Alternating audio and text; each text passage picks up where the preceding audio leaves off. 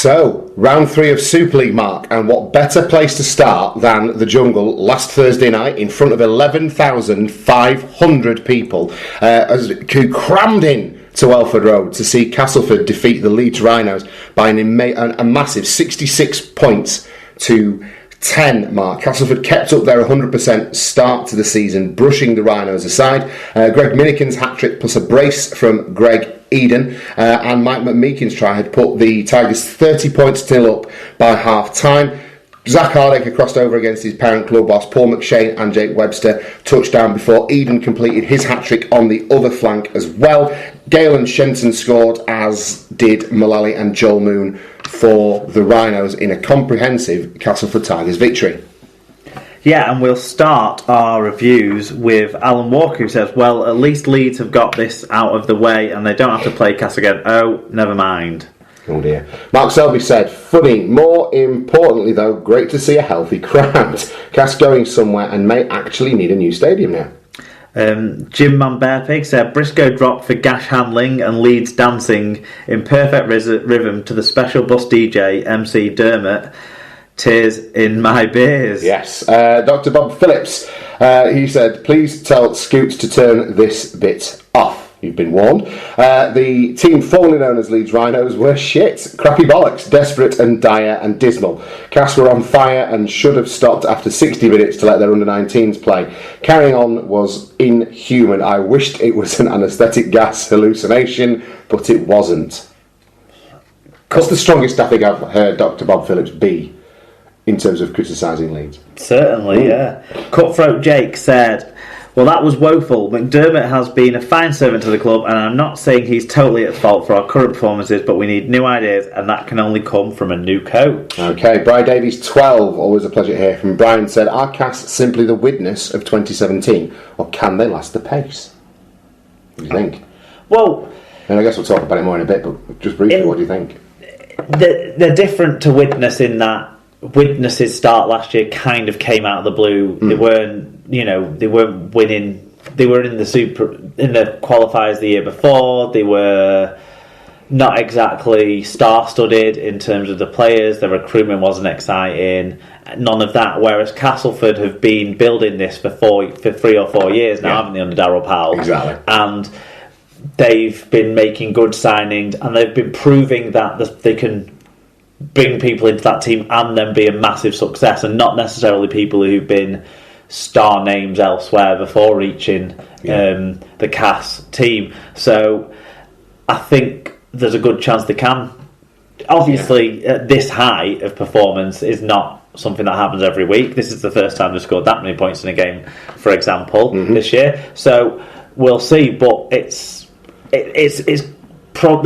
think they're a top 4 team. I think they're a top 4. I think we both tipped them to finish in the top 4, possibly. I might have just put them outside. I think I might have had them in 5th, but looking at what they're playing like at the moment, they're certainly capable of it. But we'll add some more colour to that when we get through the fans. Ethan O'Gorman got in touch, Mark. He said, wow, what a game and what an atmosphere. Even though I was an armchair fan, 18-0 inside 15 minutes, Cass tore the Leeds defence to pieces. Minikin and Eden both got hat-tricks. Man of the match was Hardacre. Can't wait till Magic Weekend.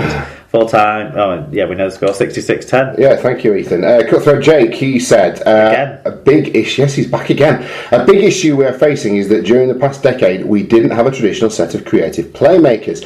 Our success was built on big men punching holes in the defence, with fast backs taking offloads to scoot off the line and score. Now we can't puncture the holes, and we don't have the players to make the most of it if we did. Instead, we have halfbacks incapable of structured play because they've never had to.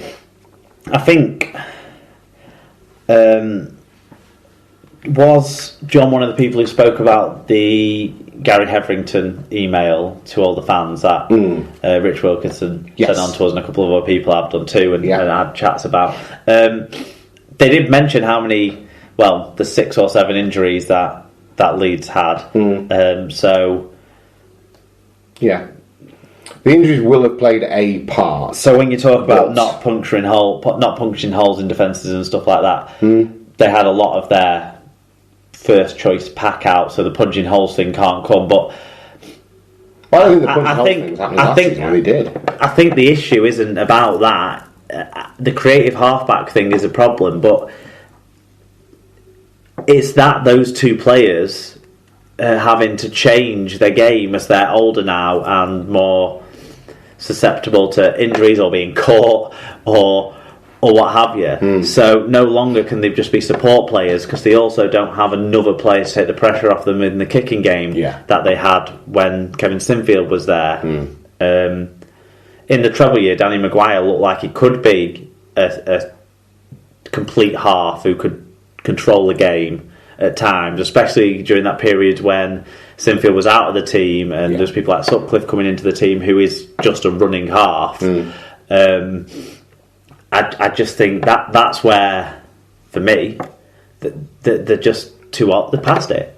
Past it. Yeah. And you don't like to see great players of our lifetime watching them, and that's what Maguire and Burrow have to be classed at. The teams have been in the record Maguire setting try scoring, the epic performances or moments we've seen from Burrow in grand finals and the like, but they just can't consistently perform to a level whilst guiding a team in transition around them. And then outside of that, how slow does Ryan Hall look at the moment?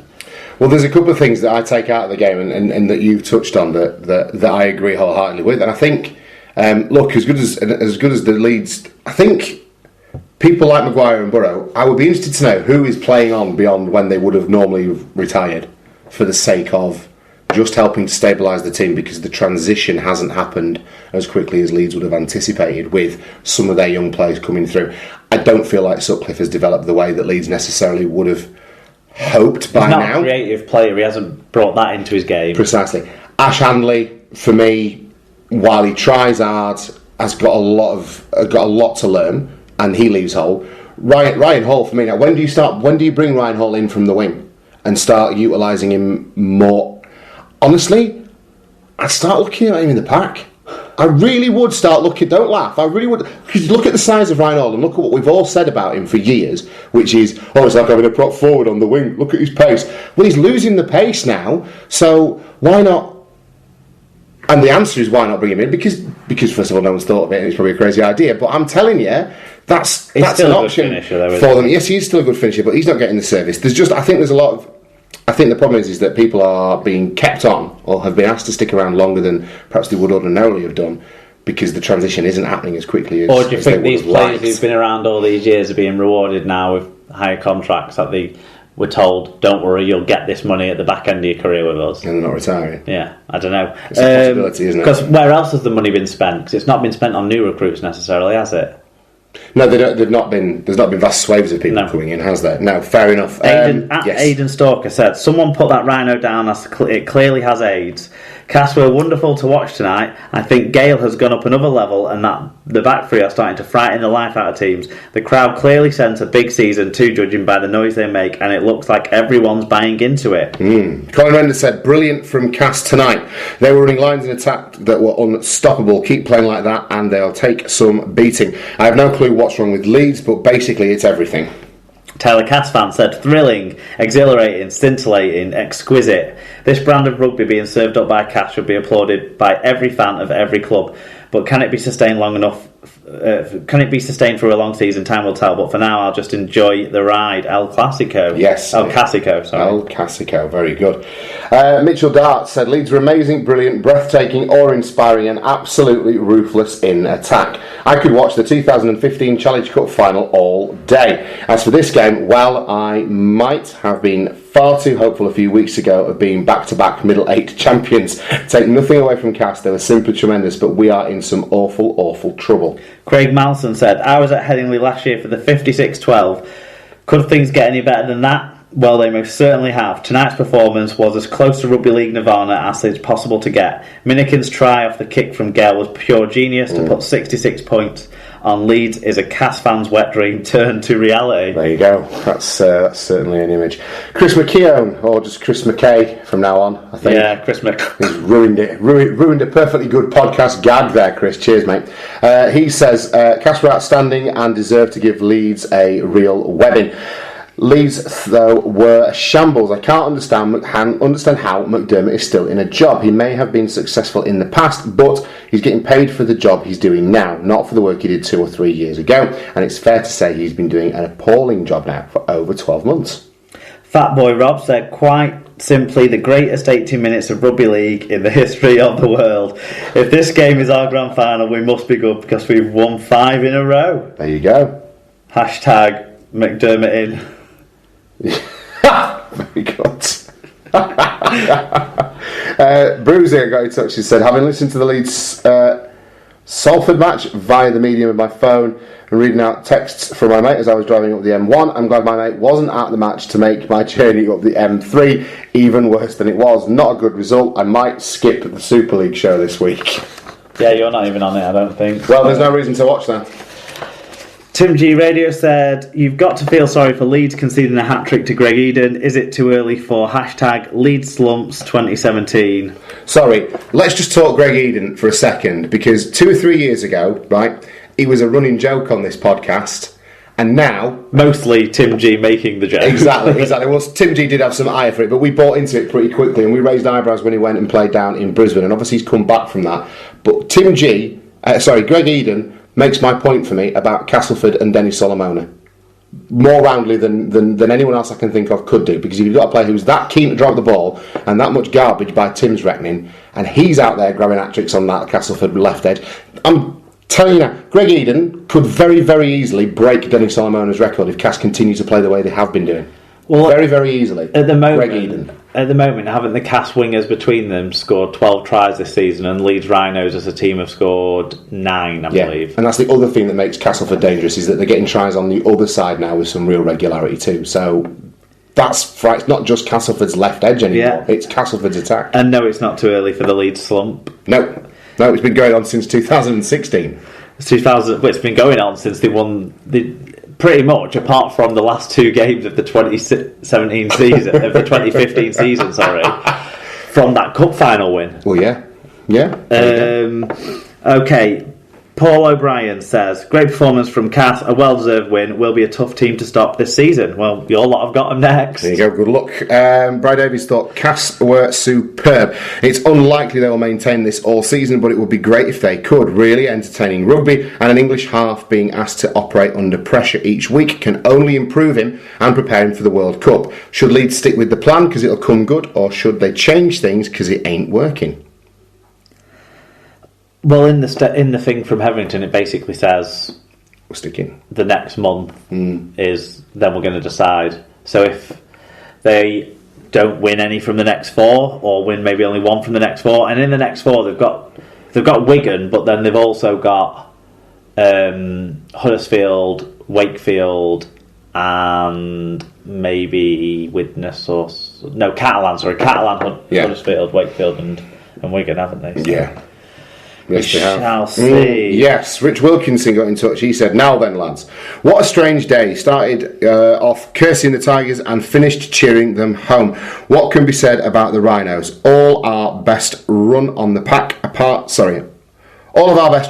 pack, apart from Parcell, was missing, and 8 out of the starting 17 in total. We were never going to beat a white-hot Cass with the team that we put out, but Mac summed it up perfectly. If we played our 19s and they conceded 12 tries, he would have been gutted. We must beat Catalan. No excuses. I think what he means is, in the morning before he went to work, he'll have watched this game, and then when he got home, he'll have watched his other side in Australia, the West Tigers, and they won. Spoiler alert. They got a result over Souths, didn't they? Who was the last person to get in touch then, Mark? Paul Ludo Lewis said, holy shit, how good a cast. So glad that we get to see them every week on the new Sky Sports Cast channel. Well, good, Paul. As much as us neutrals are loving it, though, poor Tyler Cass fan is going to go blind at this rate, watching that level of Rugby League porn every week. He's going to be going through some Trojans. Leeds, on the other hand, need to pick up fast if they want to achieve the dizzy heights of last year's Bez Rivman Trophy triumph. They can't even... Oh, no, they could play League, couldn't they? I thought they only did that if they were playing League. But they've already beat League once this year. So does that not mean they're linear Bev Risman champions? I don't know if it's carrying over to this year and it'll be in an aggregate then, I guess. We'll see. Or if they play each other 3 times. Who knows? Who knows? Right, what did you make of this, Mark? Emphatic for Castleford, wasn't it? They were absolutely brilliant, and